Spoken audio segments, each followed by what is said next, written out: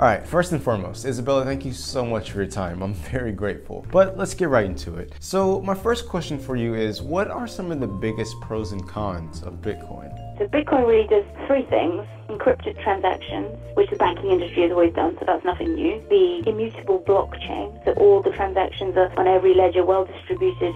The banking system never did that. It didn't do that for cost reasons. Banks were ultimately always secret keepers, so Bitcoin does the opposite. And the third thing it does is it polices the clearing network through the proof of work function. So you don't have to depend on a corporation, you depend on anyone who's incentivized to come in and offer processing power to the network to solve the kind of riddles within it, which is a part of how it clears the transactions. And that proof of work function is probably the most important thing about Bitcoin and what's most innovative about it.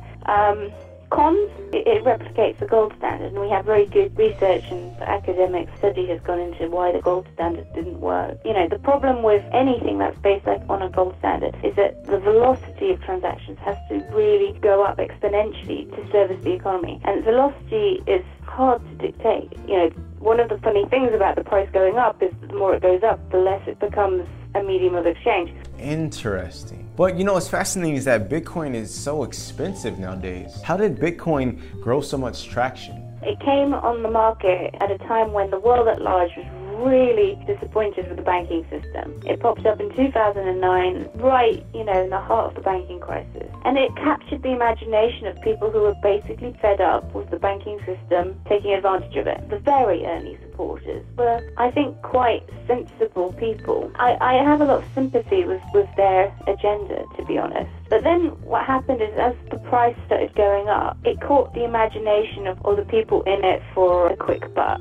And this group of people, whether consciously or unconsciously, started to replicate exactly the same mechanisms that have been used in stock promotion for years and years and years. It's nothing really new. One reason it excelled at the sort of 2012 point in time is because of sort of greed came into the system. It became less about creating a parallel currency and more about a way to get cheap coins.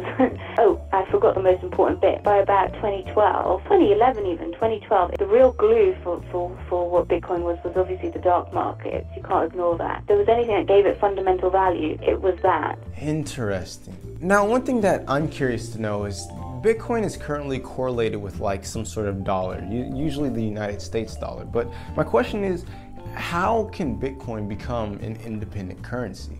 It will never service the world because it's designed to prioritize its value over its functionality, and that is a big problem for it. So why is the dollar the international reserve currency? What makes it such a great currency for international trade? The stability. It would have to be more stable. You can have price inflation, don't get me wrong, but it has to be subtle. It can't be like, oh, today SOFR is 1 Bitcoin, tomorrow SOFR is 14 Bitcoins. That's not a conducive way to run society.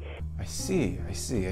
All right, next question. There are some governments and whatnot that don't like Bitcoin. So my question is, how can a government or some sort of power shut down Bitcoin? There are two ways. A government can just rule explicitly that Bitcoin is a controlled substance, right? And we don't tolerate it here. And it can also rule it more implicitly.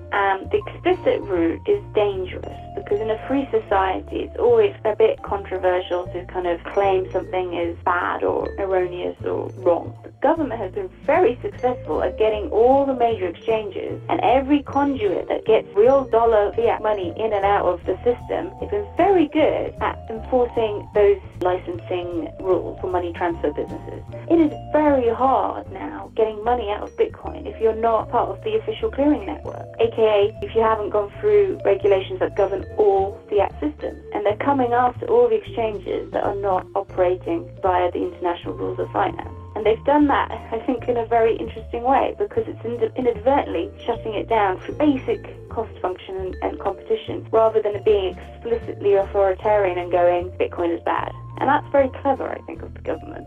Wow.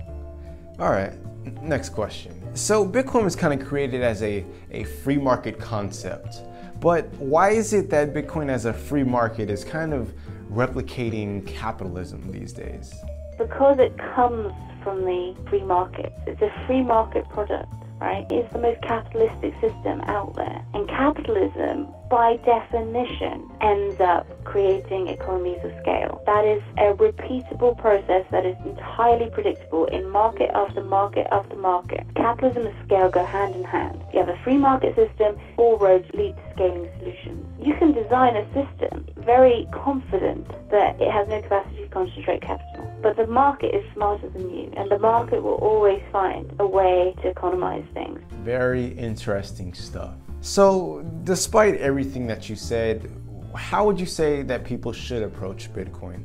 I think it's very important to just view it as a casino game, and people who put all their money into it have to be very careful. I mean, I would never advise anyone to hold all their assets in any one, in any one particular class. So I'd just be cautious, and by all means, if people feel they want to speculate, as long as they know it could go up 10 times, it could also crash quite brutally. Good stuff. Isabella, once again, thank you for your time. And finally, where can people find you?